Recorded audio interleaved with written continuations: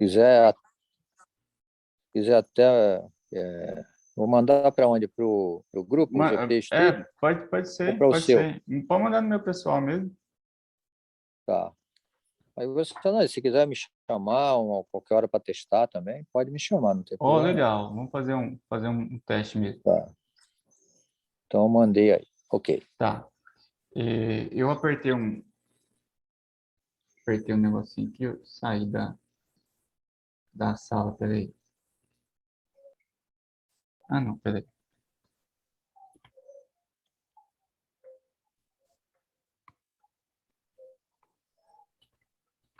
Deixa eu só acessar com outro computador aqui para ver vocês.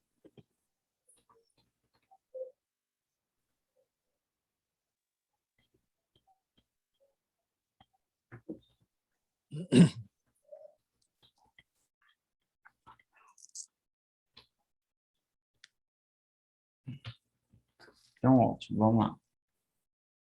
Bom, aí aqui outro ponto, nós vimos que é obsessões e vimos compulsões, né?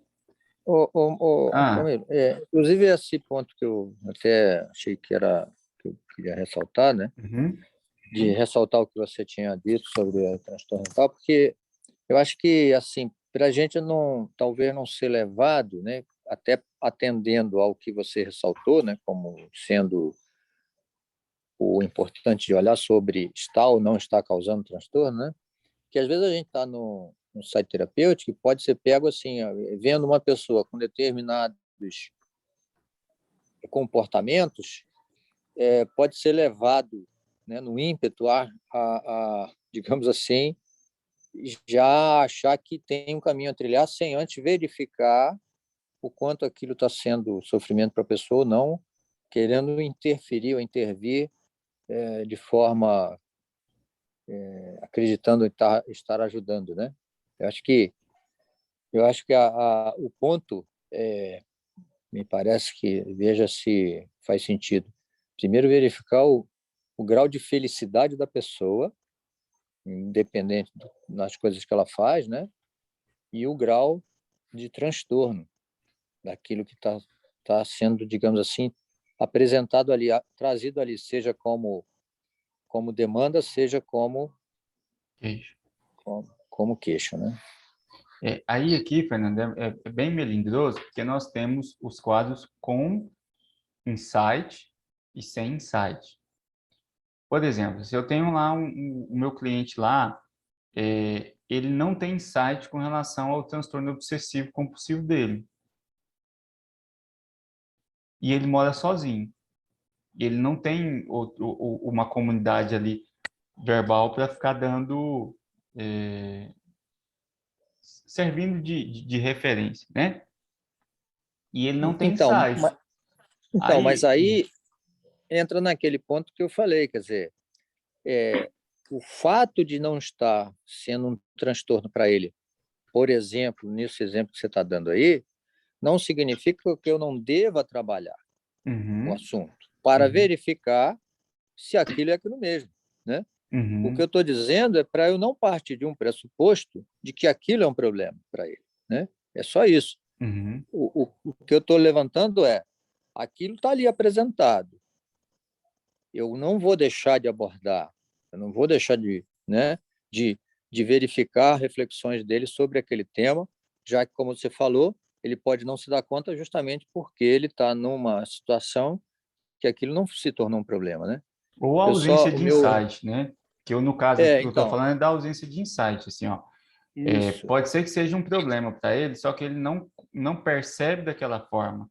Imagina uma crença delirante. Crença delirante, a pessoa, ela é uma crença sem insight.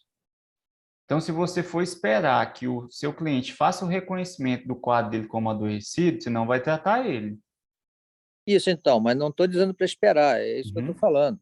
Você vai abordar, você percebeu, você vai abordar. Mas uhum.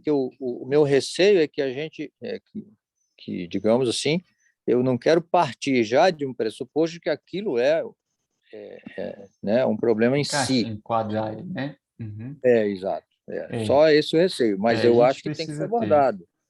tem que ser refletido, com certeza. A gente precisa ter essa sabedoria na clínica, mas eu acho que, assim, dificilmente a gente faz isso, sabe? A gente está ao lado de pessoas, né? Então, a gente sempre cuida da pessoa humana. E quando a gente vai crescendo, assim, em conhecimento, a gente consegue ver algumas dicas de possíveis adoecimentos que talvez a pessoa não tenha. E aí a questão com insight ou sem insight, né? E outro ponto que eu tenho aqui é assim, ó, eu vi lá, obsessão, compulsão, pensamento mágico. O que é o pensamento mágico? Ó, vinculam a realizar o ato compulsivo com o afastamento do evento temível. O ato compulsivo, ele não é racional, mas há uma conexão mágica ali de que se ele fizer aquilo, a obsessão não vai acontecer. Isso é um pensamento mágico. Aí aqui tem os exemplos lá do DSM, ó. Se eu rezar constantemente, então não imaginarei a Virgem Maria fazendo sexo.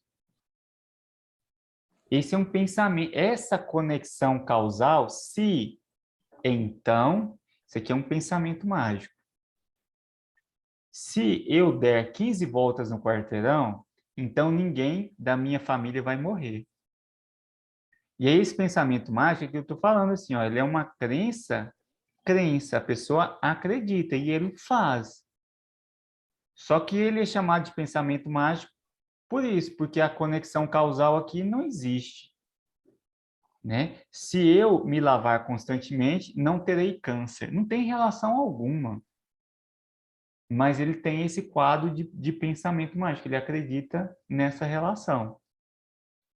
E aí aqui dificuldades práticas. Diferenciar o ato compulsivo da fobia específica. Diferenciar uma ideia delirante de uma obsessão. Um ato compulsivo, obrigatório e desagradável, de um ato compulsivo de um ato impulsivo. Quando eu estou diante desse quadro, eu tenho esses três desafios. Deixa eu ver se eu coloquei Coloquei, deixa eu só ver aqui. Tá. Então, eu vou falar aqui do ato impulsivo compulsivo. Diferenciar o ato compulsivo de uma fobia específica, né? Isso aqui vai muito daquele feeling do clínico para saber se ele está diante de uma fobia específica ou de um transtorno obsessivo compulsivo. A ideia delirante, né? Aquilo que eu falei, isso aqui é uma ideia delirante, por exemplo, se eu lavar as mãos constantemente, eu não vou ter câncer. Esse paciente está em um quadro delirante mais relacionado a um transtorno psicótico, lá do quadro da esquizofrenia, ou isso aqui é uma crença intrusiva, um pensamento intrusivo. É muito sutil, né? Então, aqui vai muito o manejo do clínico realmente para conseguir fazer essa diferenciação. Porque se for crença delirante, então eu não vou estar aqui diante de um transtorno obsessivo compulsivo, eu posso estar diante de um quadro de algum transtorno com um quadro de delírio. Transtorno depressivo associado com crenças delirantes, ou um transtorno da esquizofrenia, um transtorno bipolar. Então, agora vamos falar aqui do ato compulsivo para o impulsivo. Quando que eu tenho um comportamento compulsivo e quando que eu tenho um comportamento impulsivo? O fulano ele é impulsivo demais. Um ato impulsivo é uma espécie de curto-circuito do ato voluntário, um salto da fase de intenção à fase de execução. Ocorre em função da intensidade do desejo ou da fragilidade da instância psíquica aplicada na reflexão. Aqui é assim, ó. É impulsivo ou é compulsivo? O impulsivo, ele é um curto no seguinte sentido, que ele pulou a fase da deliberação, da vontade. Veio um impulso muito forte e eu nem pensei, eu agi. Esse impulso, ele não me causa repulsa, ele é egocintônico. Ele não é contrário aos meus valores, sobretudo aos meus desejos. Isso é um ato impulsivo. O que aconteceu ali? Que ele executou aquele comportamento repetido? É uma compulsão? Não. É um desejo, pode ser inconsciente que ele tem, é um desejo, provoca prazer e está de acordo com os valores dele. Ele simplesmente não conseguiu resistir, ele pulou a fase da deliberação. Um quadro em que um quadro de um quadro ligado a uma queixa relacionada a uma dificuldade de conter a masturbação. Eu tenho um impulso, eu tenho um prazer, e a fase aqui da consciência, da deliberação, falhou. A pessoa, quando ela tem um vício ligado a qualquer quesito sexual, desse é um exemplo, né, da masturbação, então ela falhou na deliberação e foi lá e executou o ato. Quando ela executa o ato, aí pode ser que ela reflita e ela se sinta culpada. Mas aquele ato, ele não é contra o desejo da pessoa. Ela sente prazer com aquele ato. Agora, na compulsão, eu já não tenho isso. São reconhecidos pelo indivíduo como indesejáveis, inadequados, ou seja, são egodistônicos. Aquilo ali, em momento algum, eu vejo aquilo como prazeroso. Eu não sinto prazer em ver a imagem da Virgem Maria em uma situação como essa. Ele é repulsivo. Por isso que ele está ligado a uma compulsão. Não é uma questão da minha vontade que é fraca. É uma questão ligada a uma obsessão.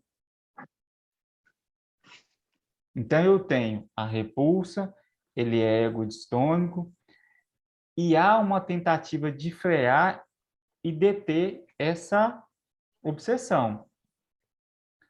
Vivência constante de desconforto subjetivo por parte de quem realiza o ato. Não há momento de prazer, igual no exemplo da masturbação que eu citei. Há uma tentativa de resistir à realização do ato compulsivo, há uma luta entre a compulsão e a vontade do indivíduo. Ali, ele tenta resistir, porque aquilo ali é nojento, é repulsivo para ele. De alguma forma, causa sofrimento ali para ele.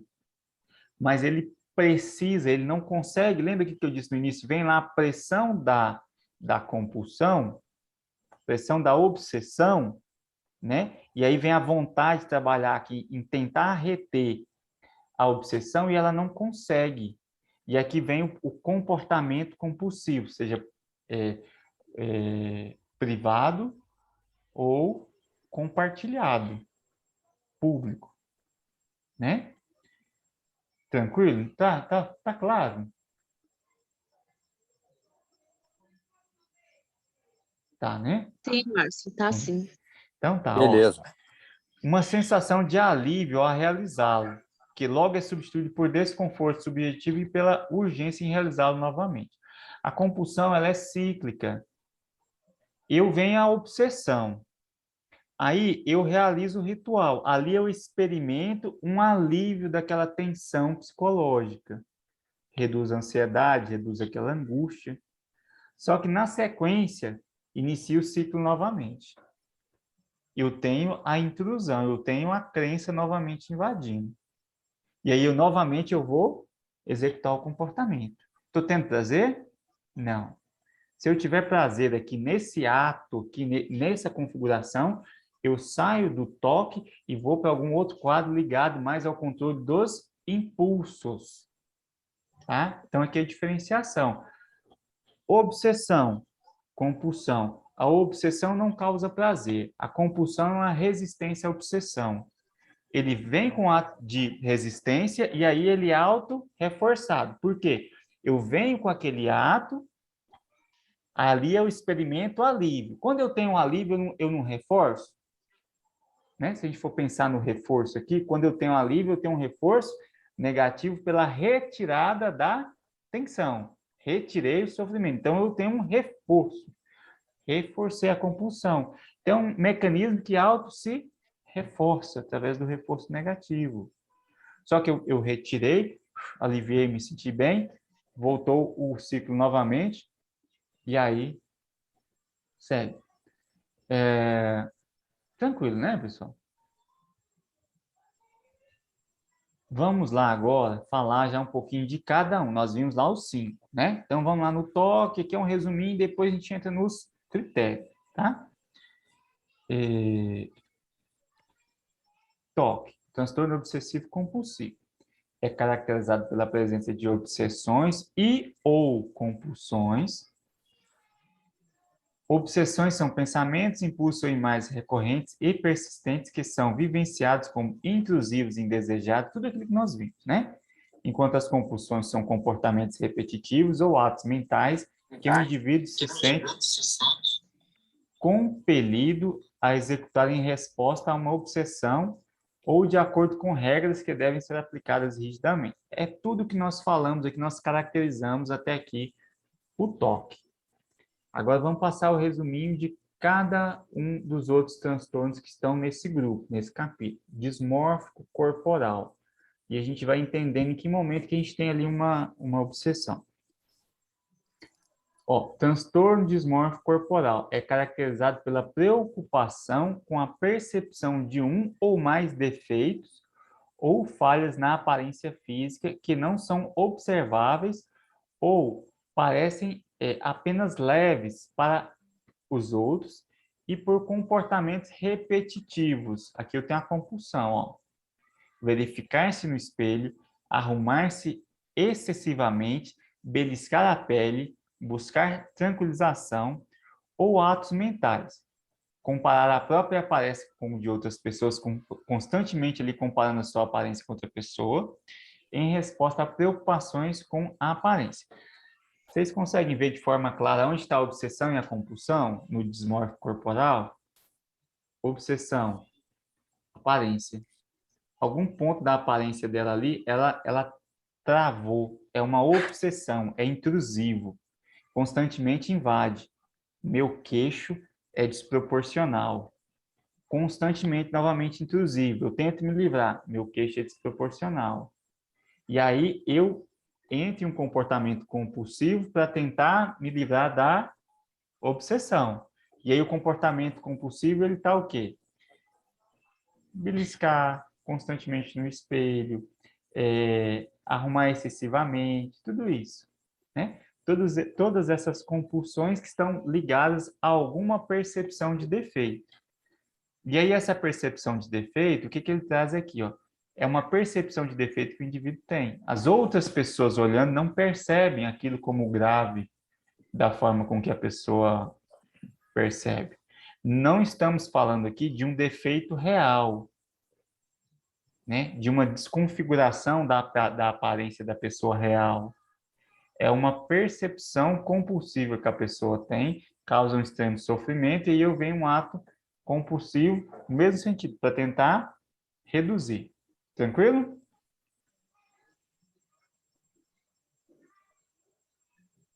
Beleza. Transtorno de acumulação. Vamos tentar enxergar onde está a obsessão e onde está a compulsão. O transtorno de acumulação é caracterizado pela dificuldade persistente de descartar. Aqui, ó. Obsessão aqui. Persistente de descartar ou se desfazer de pertences independente de seu valor real, em consequência de uma forte percepção da necessidade de conservá-los e do sofrimento associado ao descarte. Então, aqui é o contrário, ó. Primeira parte eu tenho aqui a compulsão. Qual que é a compulsão? Não descartar. Não consigo descartar, isso é uma compulsão. Essa compulsão responde a qual obsessão? Percepção da necessidade de conservá-los e do sofrimento associado ao seu descarte. Eu tenho uma obsessão ligada a essa necessidade. Eu vou precisar, eu preciso disso aqui. E aí, assim, ó, é uma obsessão. É aquilo que nós vimos. É persistente, é recorrente, é intrusivo. Vai além da vontade do sujeito. Qual que é a resposta que ele dá? É a resposta de não conseguir descartar. Percebe por que que esses transtornos estão no capítulo dos transtornos obsessivos compulsivos? No meu tratamento, na minha intervenção, eu vou procurar identificar o quê? Qual que é a obsessão que está por trás do transtorno de acumulação. Eu vou precisar tratar o quê? A obsessão. Tratando a obsessão, eu vou conseguir um manejo melhor a essa compulsão. Vai ser sempre nesse sentido. Vamos lá na tricotilomania, que é aquele de arrancar os cabelos, né? Transtorno de arrancar o cabelo. É caracterizado pelo comportamento recorrente de arrancar os próprios cabelos, resultando em perda de cabelo e tentativas repetidas de reduzir ou parar de arrancá-lo. Então, aqui a pessoa tem essa tentativa de parar o ato e esse comportamento de arrancar. Onde está a obsessão? Eu não coloquei ela aqui, ó, nesse textinho. Ficou um pouquinho falho. A obsessão está bem próxima a isso aqui, ó. Percepção da necessidade de puxar os cabelos. Há uma necessidade, há uma obsessão por trás, seja a resposta a algum quadro de ansiedade, mas há uma percepção de uma necessidade. Essa necessidade, ela é intrusiva, ela é recorrente, ela é persistente, e o sujeito alivia, né? Alivia aquela necessidade, aquela intrusão com o comportamento. Qual que é o comportamento aqui? Arrancar os cabelos. Quando eu arranco o cabelo, eu reforço de forma negativa, aliviando o sintoma. A tensão psicológica alivia. Aí aqui eu tenho o ciclo, né? Percebe em todos esses ciclos, essa retroalimentação.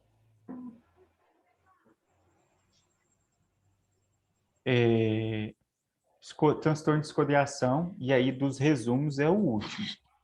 Transtorno de escoriação. O transtorno de escoriação é caracterizado por beliscar a própria pele de forma recorrente, resultando em lesões cutâneas e tentativas repetidas de reduzir ou parar o comportamento de beliscar. Então, aqui está muito próximo da tricotilomania. Eu tenho o comportamento ali de beliscar e eu tenho uma tentativa repetida de parar.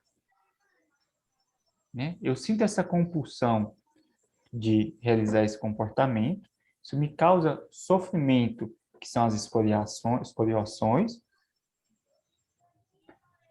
e ao mesmo tempo eu tenho essas tentativas repetidas de reduzir, de parar o comportamento. Por quê? Porque ele não é um impulso, ele não está vindo satisfazer um desejo.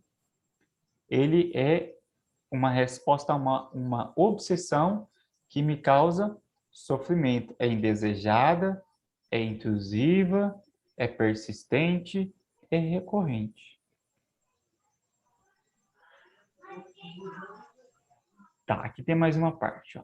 Eles também podem ser precedidos por uma sensação, aumento de tensão ou podem levar à gratificação, prazer ou sentimento de alívio quando o cabelo é arrancado.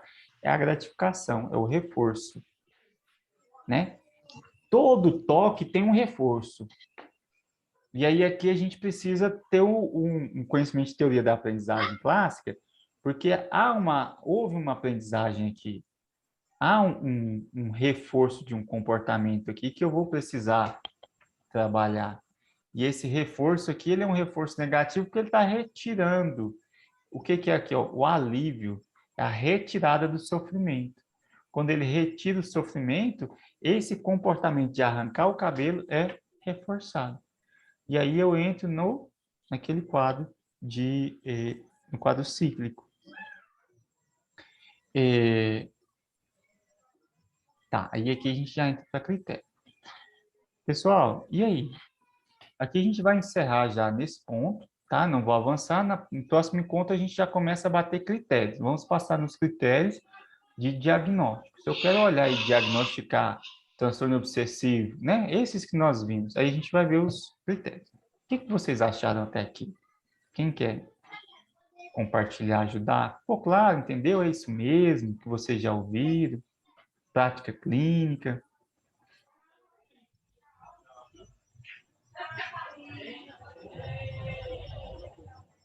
A Rosimeire, pode falar à vontade, Rosimeire. Nem levantar a mão. Oi, Márcia, eu gostei bastante, viu, do começo. dessa apresentação do toque, eu Uhum. estava aqui refletida. Eu tenho uma irmã É. que ela tem transtorno de toque, sabe? Só porque ela faz terapia e está conseguindo lidar muito bem com isso. Ela, quando Uhum. era mais jovem, ela tinha mania de parar na porta e ficar, tipo, debatendo o pé, sabe? Para ela, isso tinha que se fazer. Então, tipo assim, É. ela chegava numa porta, ela batia o pé, ela chegava na outra porta, ela tinha que dar aquele pulinho dela, não sei, sabe? É o Era uma ritual. mania dela.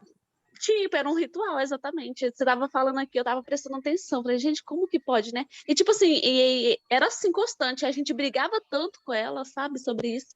Aí ela começou a fazer terapia e tá dando tudo certo, assim. Agora ela não para na porta mais, sabe? Mas ela Aham. tinha uma mania de, Uhum. se ela triscasse a mão na porta, ela tinha que ir lá e triscar outra vez, entendeu?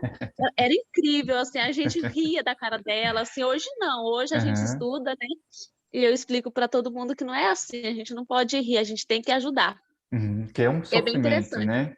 É um sofrimento, e tipo assim, Uhum. ela vivia com esse sofrimento, porque qualquer Uhum. lugar que ela triscava a mão, ela tinha que ir lá e triscar de novo, sabe? Uhum. Ela abria uma gaveta, aí ela fechava, ela tinha que abrir de novo para fechar. Era Uhum. incrível, sabe? Era uma repetição mesmo, ela tinha Uhum. esse trem.